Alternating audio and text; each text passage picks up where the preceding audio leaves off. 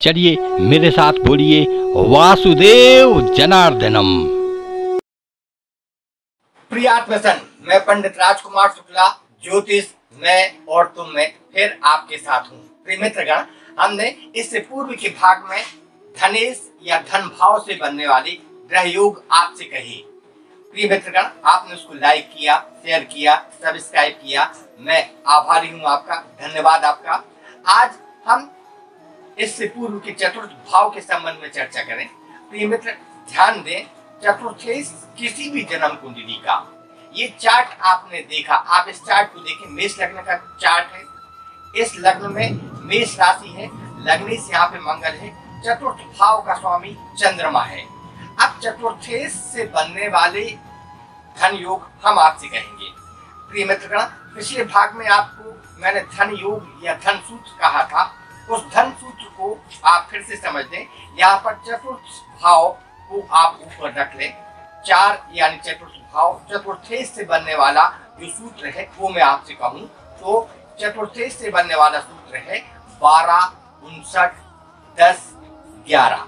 प्रिय मित्रगण, इसको समझ लें आप, 12, 59, 10, 11 यानी लग्नेश का धनेश से या इन ग्रहों का, इन राशियों का संबंध जो है वो जब आपकी कुंडली में होगा तो चतुर्थेश से बनने वाले आज जो मैं सूत्र कह रहा हूँ उन सूत्रों के संबंध में आप इन चीजों को ध्यान रखेंगे। 12, 59, 10, 11 ये इन राशियों के स्वामी यदि आपकी कुंडली में एक साथ हैं या एक से ज्यादा राशियों के स्वामी एक साथ हैं। मान लीजिए इस कुंडली में, मेष लग्न की कुंडली में चतुर्थेश और लग्नेश यानी चंद्रमा और मंगल साथ में है, चंद्रमा मंगल के साथ में शुक्र है या चंद्र मंगल सूर्य शुक्र साथ है, तो ये एक से ज्यादा धन योग कहे जाएंगे। आप उनको वैसा मान लें। आपकी कुंडली में जितने धन योग हों आप उन धन योगों को अलग तौर पर लिख लें, अपनी कुंडली में उनको देख लें। यदि आप नहीं देख पा रहे हैं या नहीं समझ पा रहे हैं तो आप मुझसे भी संपर्क कर सकते हैं। तो जान लें आपके पास चतुर्थेश से बनने वाले कितने धन योग हैं।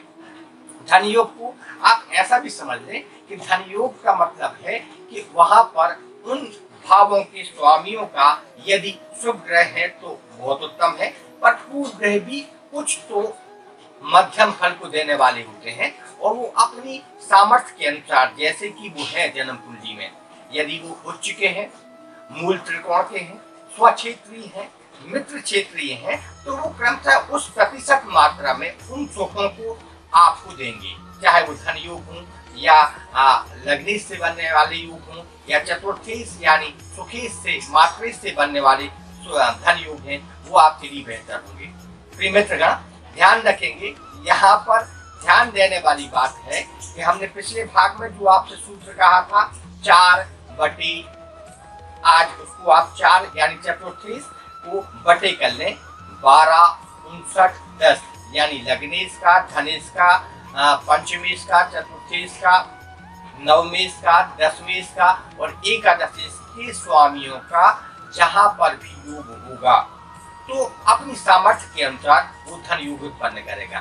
प्रिय मित्रगण, ध्यान रखेंगे, यहाँ पे आप ये देख लें कि 1, 4, 7 और 10 ये केंद्र भाव है। इन भावों में यदि आपके चतुर्थेश का मैंने जो सूत्र कहा उन ग्रहों के साथ इन भावों में योग है तो 100% आपको धन योग या चतुर्थेश का सुख योग वो आपको मिलेगा। चतुर्थेश से हम सुख की परिकल्पना करते हैं, चतुर्थेश से हम भूमि, वाहन, मकान की परिकल्पना करते हैं, चतुर्थेश से पिता के सुख को भी कहा गया है।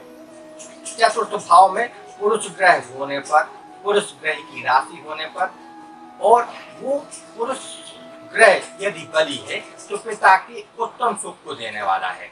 चतुर्थ भाव में यदि कोई सौम्य ग्रह है, मैं व्यक्तिगत तौर पर कहूँ तो चंद्रमा है, यदि चतुर्थ भाव में चंद्रमा है, तब ऐसा जातक अपनी माता की अधिकतम सुख को भोगता है, उसमें सुख भोगने की सामर्थ्य ज्यादा होती है। चंद्रमा इस भाव का कारक है, शुक्र भी इस भाव का कारक है। तो चतुर्थ भाव में चंद्र और शुक्र की उपस्थिति, यदि ऐसा चंद्र शुक्र बृहस्पति से ग्रस्त हो जाए 5वीं 7वीं 9वीं दृष्टि से, तब हम ऐसा कहेंगे कि इस व्यक्ति को सुख की प्रतिशत मात्रा ज्यादा मात्रा में प्राप्त होती है। और ऐसा जातक अपनी आयु में जिस ग्रह की जैसी दृष्टि या समर्थ हो, उस आयु में, उस वर्ग में उन सुखों को प्राप्त करता है और वे सारे सुख जो है वो उसको अपने बल से अर्जित करता है। चतुर्थेश का जो सूत्र मैंने आपसे कहा 12, 59, 10, यानी चतुर्थ के स्वामी का इन ग्रहों के साथ युति होना भी एक सुंदर फल है। मैंने कहा कि केंद्र में ये 100% फल को देते हैं।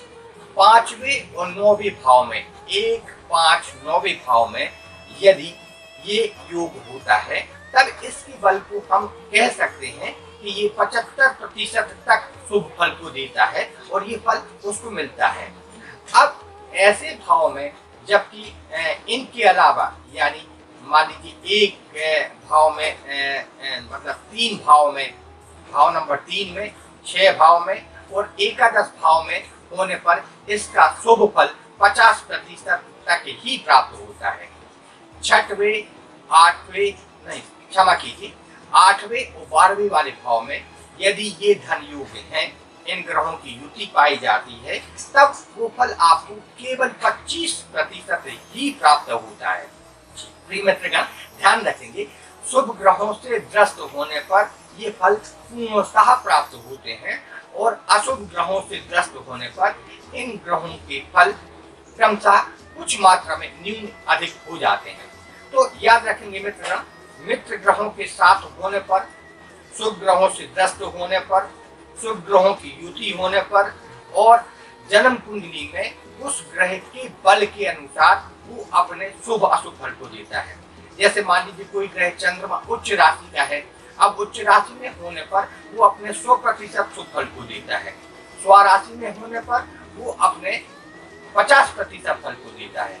मूल त्रिकोण में होने पर 75% फल को देता है और शत्रु क्षेत्री होने पर ऐसा चंद्र वो न्यूनतम बल से, हीन बल से भी सुख को उत्पन्न करता है।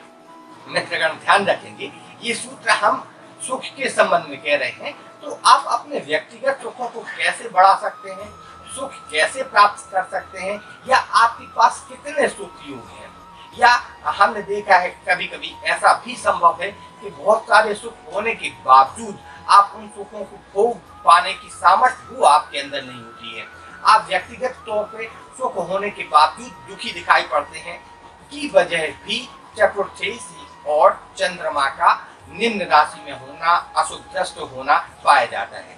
यदि आपकी कुंडली में चंद्रमा, शुक्र और चतुर्थेश जो भी आपकी कुंडली में हो, जैसे मान लीजिए आपकी मकर लग्न है, अब मकर लग्न में सुखेश मंगल होगा, चौथे भाव में मेष राशि होने पर सुखेश मंगल होगा। अब मंगल, वो जो मंगल है वो पुरुष ग्रह है।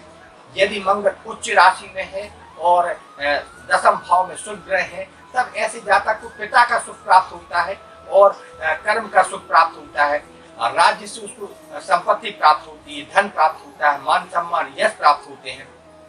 ऐसे ही चतुर्थ भाव में चंद्रमा और चतुर्थेश जैसे भी जन्म कुंडली में होंगे, वैसे सुख आपको होंगे धन के संबंध में, या जिन भावों की मैंने आपसे कहा 12, 59, 10, 11, इन भावों का सुखेश के साथ संबंध उस सुख में वृद्धि कर देगा।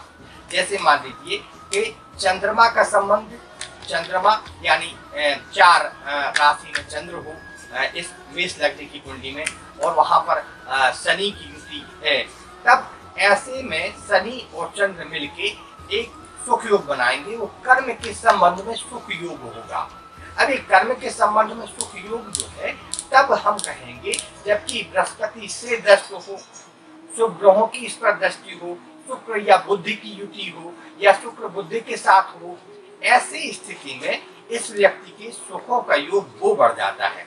प्रिय मित्रगण, ध्यान देंगे, जन्म कुंडली में सुख की परिकल्पना करने से पूर्व हमें ये ध्यान देना होगा कि आपकी किस लग्न की कुंडली है और उस लग्न के कारक ग्रह कैसी स्थिति में है और आप उन सुखों को कितने प्रतिशत मात्रा में प्राप्त कर सकते हैं। तो चतुर्थेश की जैसी जन्म कुंडली में सूरज वर्ग में जैसी स्थिति होगी वो वैसे फल को धारण करता है, ग्रहण करता है और वैसे सुख आपके सामने परिलक्षित होते हैं, आपको दिखाई पड़ते हैं।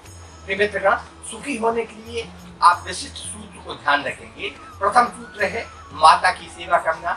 कोई भी व्यक्ति जो अपनी माता की सेवा करता है, तो हमारे बड़े बूढ़े या बुजुर्ग कहते थे कि माता का सम्मान करें।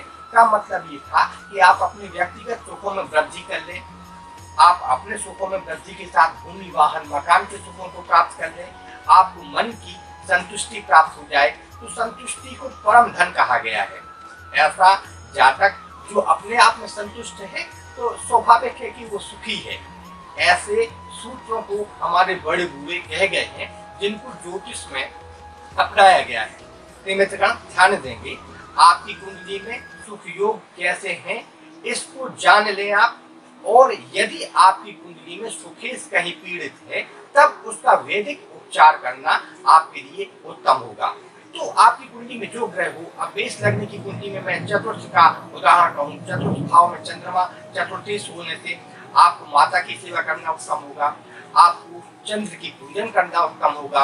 आप गणेश चतुर्थी का व्रत रख सकते हैं, भगवान शिव की पूजन या शिव की आराधना करके, भगवान शिव का रुद्राभिषेक करके या करवा के आप निश्चित तौर पर चंद्रमा के शुभ फल प्राप्त कर सकते हैं। मित्रगण, ध्यान देंगे चंद्रमा की अधिपति देवी जो है वो पार्वती है, तो देवी उमा की पूजन करके भी आप अपने चतुर्थेश को बलि कर सकते हैं। चतुर्थेश को बलि करके आप सुखों में वृद्धि कर सकते हैं।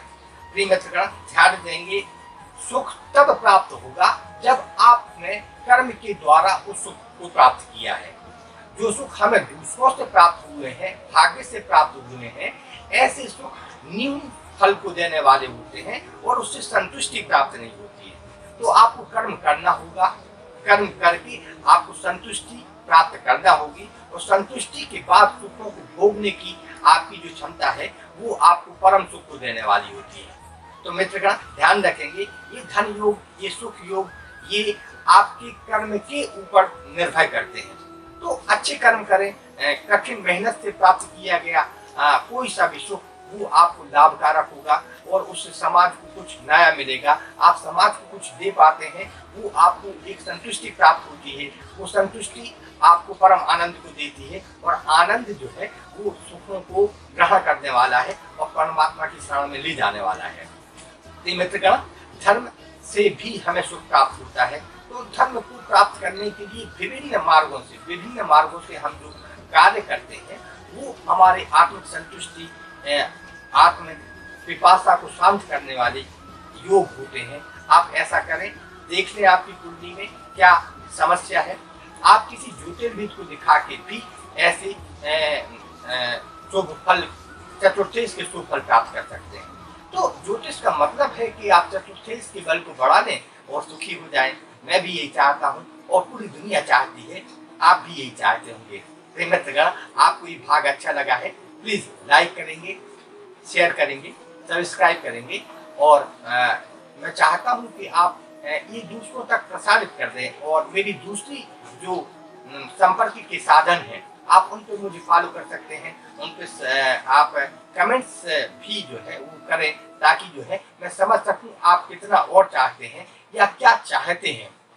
तो वैसे भाग में अगले भागों में आपके सामने लेके प्रस्तुत होता हूं। तब तक के लिए वासुदेव जनार्दनम।